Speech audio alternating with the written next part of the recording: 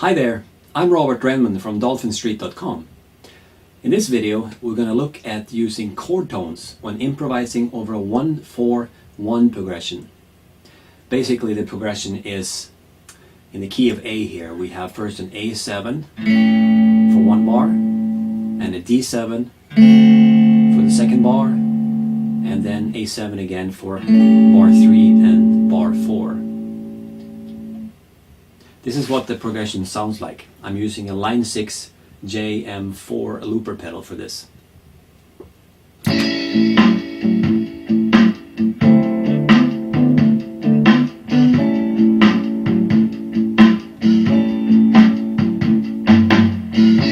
And there it just starts looping again. So we have 4 bars. A7, D7, A7 and A7. So if we're going to use chord tones, the easiest way to do this is to have a look at playing the arpeggios for each chord. So let's look at playing the A7 arpeggio first and then the D7 arpeggio.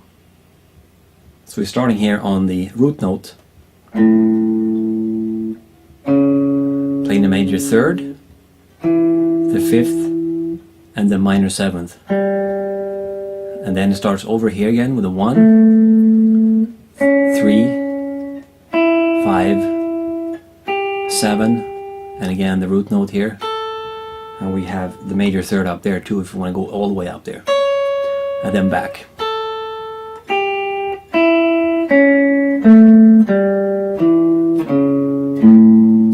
That's for the A7, and then for the D7 we start here on the root note D, so 1, the root note, third, fifth, minor seventh, the root note again, major third, the fifth, and the minor seventh, and then back again.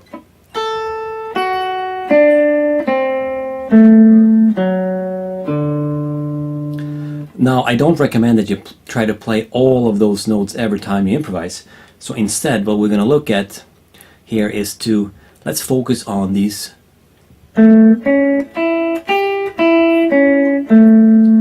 and perhaps that note too, the minor seventh, root, 3, 5 and 7. So you see how that creates this A chord right there, and we add the 7th up there.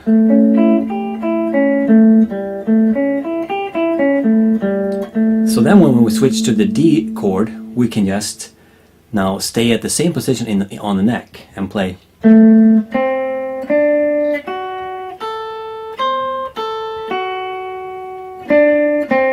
And you see how that almost creates like a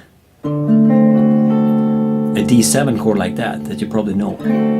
So look at those chord notes.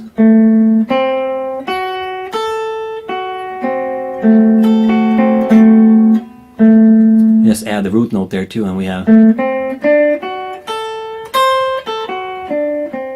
Alright, so let's try this out over the loop. I'm just going to be using the arpeggios for each of the chords here as they come by. I'm just basically going to improvise how I play them, but I'm going to stick to the chord notes.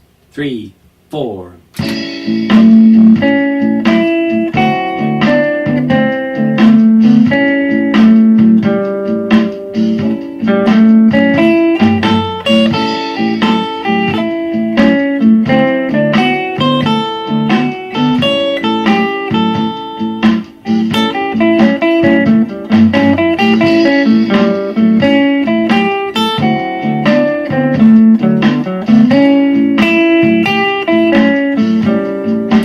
So you can clearly hear how the notes I'm playing belong to each chord, right?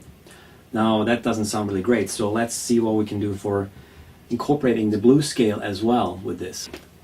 The blues scale in A,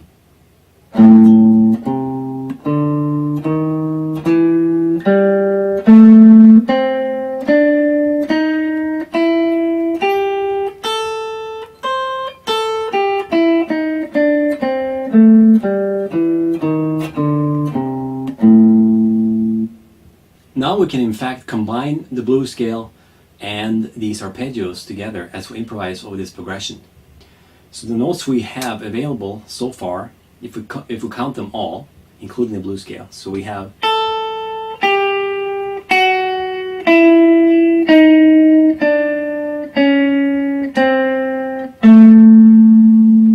quite a bit of notes there. And one cool thing here is if you go from that note and up to the fifth, we have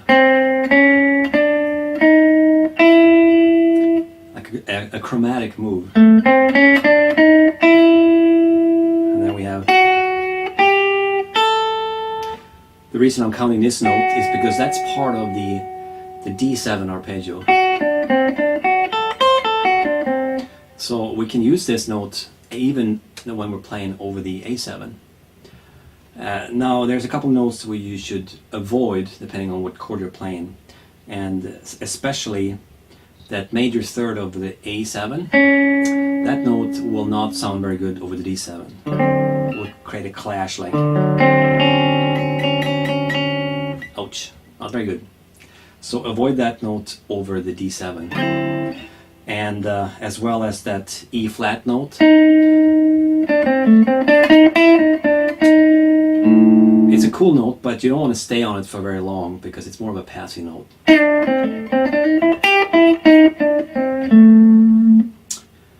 Now let's see what we can do by combining these two ideas, the minor blues scale and these arpeggios for each chord, and play over this progression. I'm just going to improvise based on what we had talked about so far. 3, 4.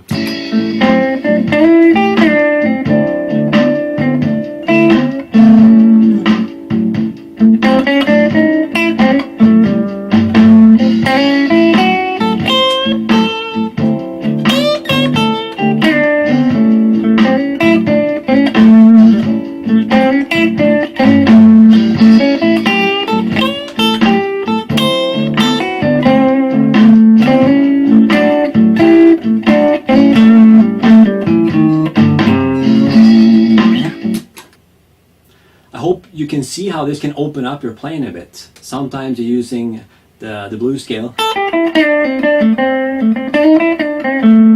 and sometimes you use an arpeggio.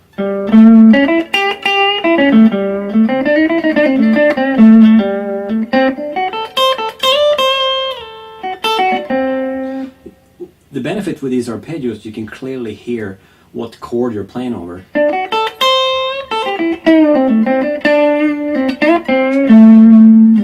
You can almost hear the A7 and the D7 as I'm playing those little things there. A7 and then D7.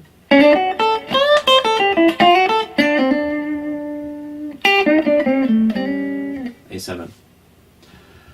And also I want to mention, when you're playing ideas and licks, try to end then your ideas on a chord note. So if I'm playing, see, I'm ending my phrase on the root notes of A, and then on the D7. Maybe I do that, because that now is the root note, chord note for the D7, right? I can end it on that note, I can end it on that note, or on that note. Because all those four notes are the chord notes for D7. So I'm gonna play it one more time and try and end each phrase, whatever I'm coming up with, I'm gonna end it on a chord note so you can hear how they fit with the chords. Alright, here we go.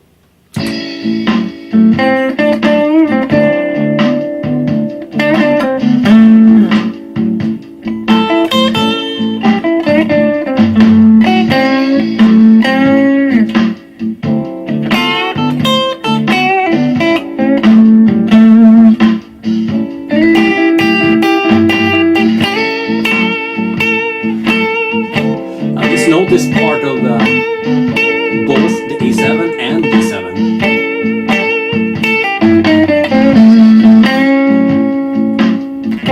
See, now I have to lower it. The major third works over the A7.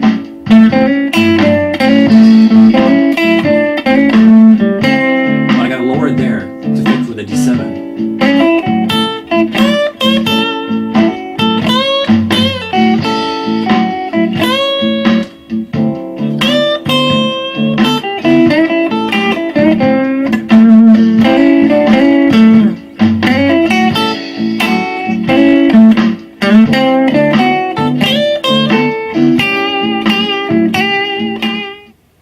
that's it for this lesson. There's a lot more to be said about this topic, and I will come back to this in future lessons. But thanks for watching, and check out more videos at dolphinstreet.com. I'm going to improvise a little bit now based on what we're talking about, so cheers.